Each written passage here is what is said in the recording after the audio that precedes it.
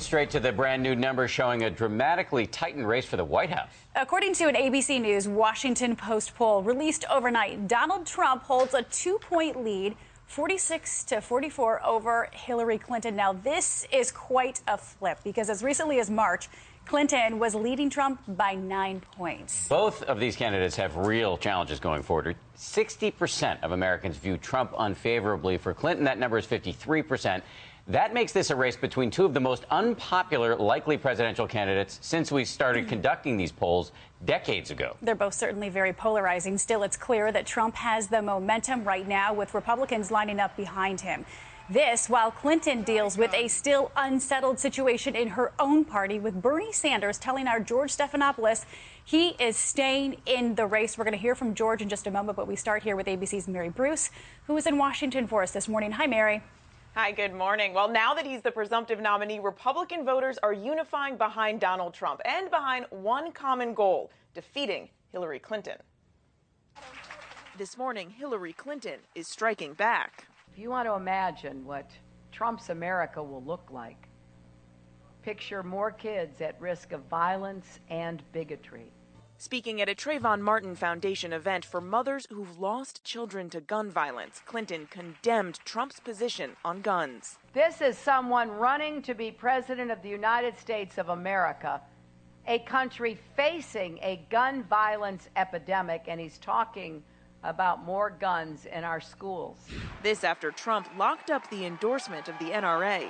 Crooked Hillary Clinton is the most anti-gun, anti-Second Amendment candidate ever to run for office. She wants to abolish the Second Amendment. She wants to take your guns away. New lines of attack as Trump is getting a bump from Republicans lining up behind their presumptive nominee.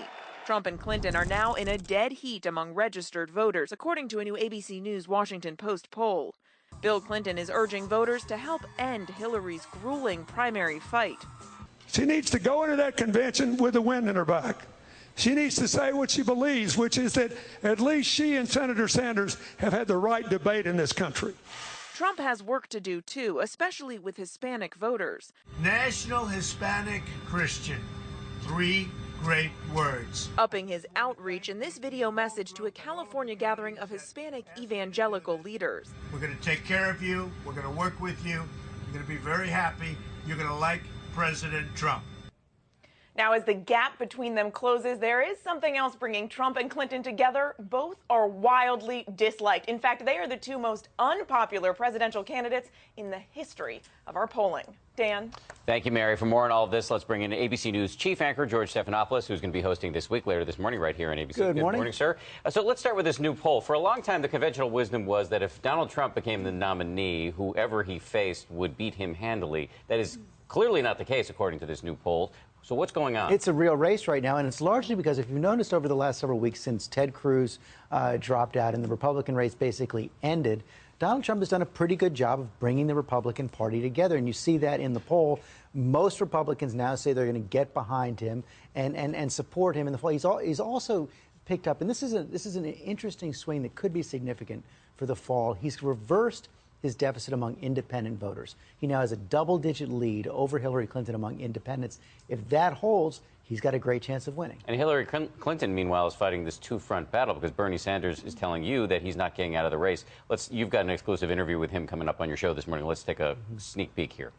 We need a campaign, an election coming up, which does not have two candidates who are really very, very strongly disliked. I don't want to see the American people voting for the lesser of two evils. I want the American people to be voting for a vision of economic justice, of social justice, of environmental justice, of racial justice. That is the campaign we are running, and that's why we are getting the support we are. Is that how you would describe Hillary Clinton against Donald Trump, the lesser of two evils? Well, if you look, no, I wouldn't describe it, but that's what the American people are saying. How big a problem is Bernie Sanders for Hillary Clinton at Right this now, point? it's definitely holding her back. There's just no question about it, right? If you look at the poll again, 15% of people who voted for President Obama over Mitt Romney in 2012 are now supporting Donald Trump, not Hillary Clinton. And another startling finding, we know that Bernie Sanders is very strong among millennials, 18 to 29-year-olds. That's a group that he does well with, that Barack Obama had a huge advantage with in 2012. Right now, Hillary Clinton is only even with Donald Trump among 18 to 29-year-olds. Now, that also points up an opportunity for her as well. If, when this race is over, Bernie Sanders gets behind her, the Democratic Party unifies again, you could see the kind of bounce for Hillary Clinton that Donald Trump got once the Republican race effectively ended. But if you look at this poll, you also see some big problems for Donald Trump. 58% say Trump is unqualified to be president. 76% say he doesn't show enough respect for those with whom he disagrees. Many people also say he needs to release his tax returns. How big are these challenges for him? These are the vulnerabilities that Hillary Clinton is going to hammer home, that he doesn't have the temperament to be president. You can't trust him in the Oval Office. So he's going to have to help himself on those numbers if he's going to be competitive in November. George Stephanopoulos, thank you. And I want to remind everybody, George has a big show this morning. You can see much more of his one-on-one with Bernie Sanders coming up on This Week later this morning, right here on ABC. George, thanks again.